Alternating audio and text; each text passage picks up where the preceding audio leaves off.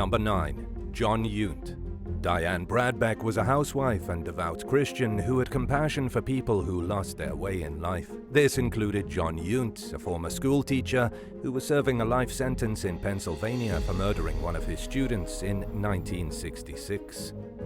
The pair began corresponding as pen pals 20 years into his sentence, and Diane eventually began visiting YOUNT in prison.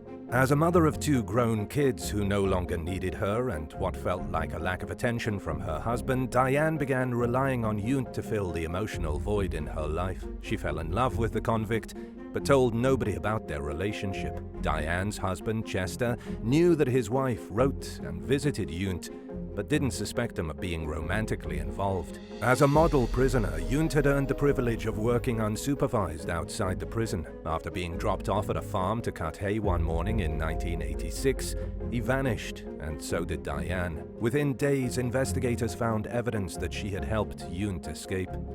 Worried that YOUNT had used Diane to regain his freedom and might kill her once he no longer needed her, they did everything they could to try tracking the pair down. The couple were found alive and well nearly 3 years later, after an Unsolved Mysteries viewer in Idaho learned about the case. She recognized Diane as a former co-worker by the name of Kathy Kerman. She and YOUNT, known as Jim Forsgren in their new neighborhood, were well liked by their neighbors, who described the pair as respectable community members who were quick to help those in need. YOUNT returned to prison, where he took his life in 2012, and Diane was sentenced to 2 years behind bars.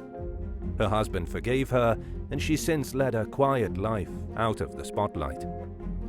Number 8. Joshua CAVETT. In 2013, Jessie Doyle CAVETT, 27-year-old mother of 4, was in the process of divorcing her husband Joshua when she filed for a restraining order against him. Just 2 months later, Jessie would be found dead at her home in Gresham, Oregon. In her complaint, she wrote that Joshua threatened to inject her with a lethal drug and tie her up in a chair. He even told her that he would peel her skin off layer by layer. She also reported a history of physical abuse, claiming that Joshua had hit her repeatedly in the head and stomach in a previous incident. A judge granted the order of protection, and Jessie won sole custody of the former couple's shared daughter. She revoked her estranged husband's visitation rights out of a concern for the child's safety. Years earlier, Joshua CAVETT was welcomed into a whites-only biker club in Oregon known as the Gypsy Jokers after completing an initiation beating. He was a drug user with a violent streak and numerous assault convictions on his record. Jessie was found dead after her older daughter from a previous relationship called a family friend and said something was wrong with her mother. The younger child, whom Jessie shared with Joshua, was missing. Police found Joshua at an apartment building nearby and safely recovered the missing child. He admitted to the murder while being taken into custody and was ultimately sentenced to life in prison with the possibility of parole after 28 years. At his sentencing, he apologized for his actions, which he said left 4 beautiful children without a mother and with a father behind bars for life. Number 7. Lee Owens.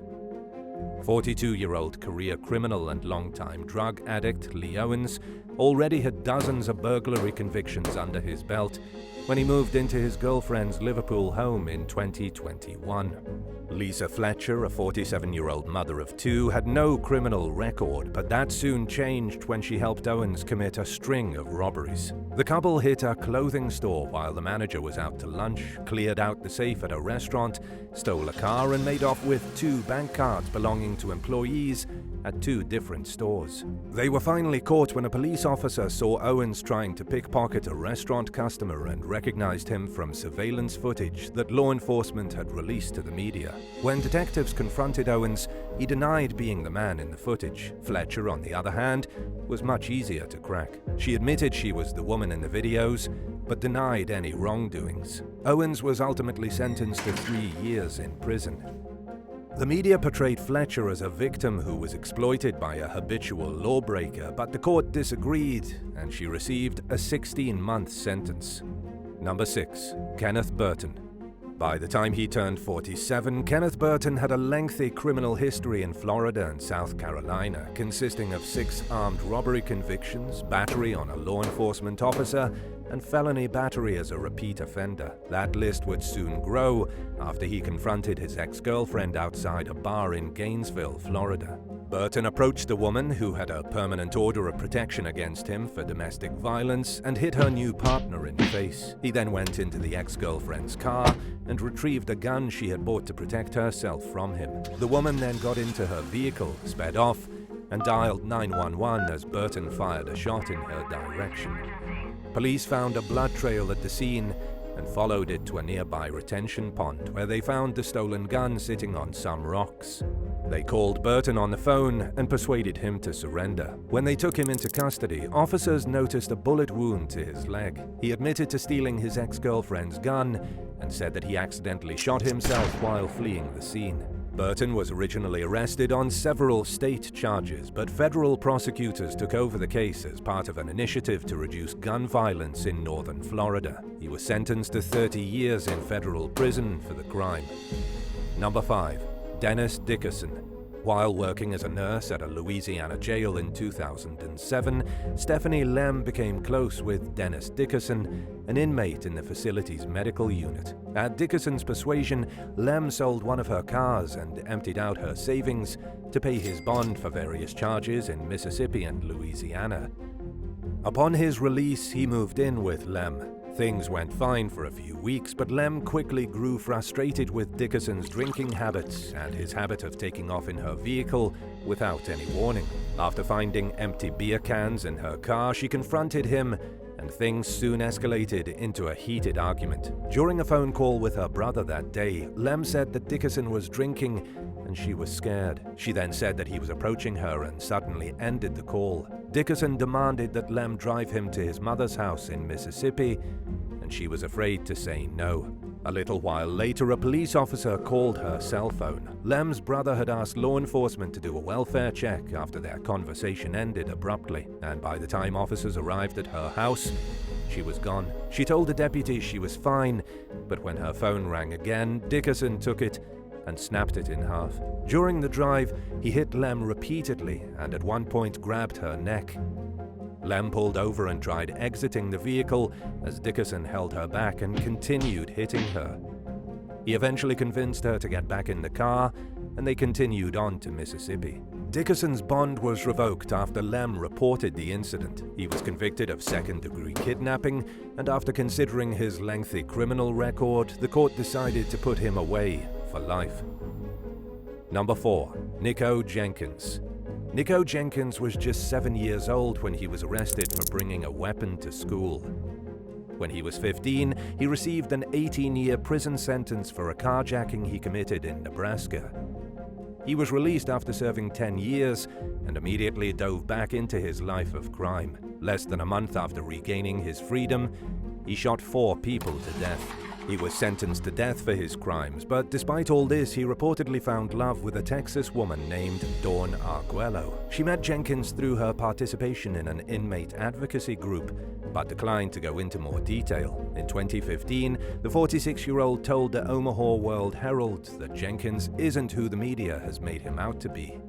She described him as sensitive and intelligent and admitted that he was manipulative, but said that she hoped to marry him. However, it's unclear whether the two ever followed through with their planned nuptials. It would be Jenkins' second time marrying in prison after tying the knot with his ex-wife Shalonda at the Tecumseh State Prison. Number 3. John Manard. At the urging of a Kansas correctional institution, Toby Dorr started a rehabilitation dog training program called Safe Harbor Prison Dogs in 2005. She worked with convicts to train dogs that were rescued from kill shelters before placing them with adoptive families. The work gave the 48-year-old mother of 2 grown kids a renewed sense of purpose after everything else in her life had become dull, including her marriage. When John Manard approached Dorr and introduced himself, she was magnetically drawn to the much younger convicted killer, who was serving a life sentence. He became a trainer in the program and spent the next year building a bond with Dorr, which led to a blossoming secret romance. A year later, in early 2006, Manard hid in a dog crate inside Dorr's van and slipped out of the facility unnoticed. The couple got into a waiting pickup truck and drove to Tennessee, where they hid in a remote cabin outside Knoxville. Meanwhile, one of the biggest manhunts in Kansas history was underway.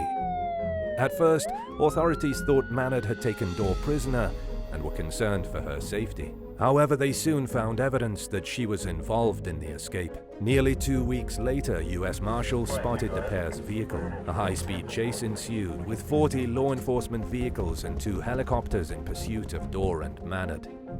It ended when the fugitive's vehicle crashed into a tree. Manard returned to prison, and Dorr served 27 months for her role in his escape. While many believed that Dorr was the victim of a manipulative sociopath, Manard later released a statement asserting that his love for the older woman was genuine. Dorr told Dateline in 2022 that she's made peace with her past and plans to someday return to the Knoxville area, without any convicts in tow. Number 2. DEVONNE Marsh. Detroit police were already well acquainted with 42-year-old DEVONNE Marsh when they were called to his home in early 2022. When they arrived, they found his pregnant 26-year-old girlfriend lying on a bed in the basement, unable to move. She suffered from severe burns to 60% of her body and was rushed to the hospital in critical conditions. Doctors were unsure of whether her babies would survive. Officers arrested Marsh, who already had a lengthy rap sheet spanning 2 decades, with convictions for drug dealing, weapons charges, and violent crimes. His girlfriend, who had been doused with lighter fluid and set on fire, told police that she didn't report his abuse earlier because she was scared of what Marsh might do to her. In addition to facing charges of kidnapping, aggravated assault, and a drug offense, he was wanted for violating his probation 2 years earlier. His bond was originally set at $50,000, but Marsh managed to come up with the 10% cash that was required and was freed pending his trial. This sparked outrage from community members who blamed Wayne County prosecutor Kim Worthy's bail reform efforts. Fearing for her life, the victim stopped cooperating with investigators upon his release. Worthy acknowledged that Marsh's bond was woefully inadequate and reissued the charges, this time fighting for a much higher amount and no option to be freed on 10%. The judge raised the bond to $750,000, effectively keeping Marsh behind bars until his case gets resolved or goes to trial. Number 1. David Obregon Castro. Police had already responded to a call about shots fired inside a Toronto high-rise apartment building in 2018 when they were called back to the property over the stabbing of a young woman on her balcony. 21-year-old Abigail Elliott was rushed to the hospital but later died from her injuries. Before the murder, Elliott had come face-to-face with Sarai Lopez Iglesias, the girlfriend of David Obregon Castro, a man she'd had a brief fling with. Lopez Iglesias had recently learned that Obregon Castro had cheated on her with Elliott, and tensions between the women were clearly at a boiling point. 2 days after the confrontation, Obregon Castro showed up at Elliott's apartment with Lopez Iglesias. One of them stabbed Elliott, and they are the only 2 people who know exactly who's responsible for it. Prosecutors charged them both with murder, but argued in court that Lopez Iglesias committed the stabbing because she was obsessed with her boyfriend's infidelity.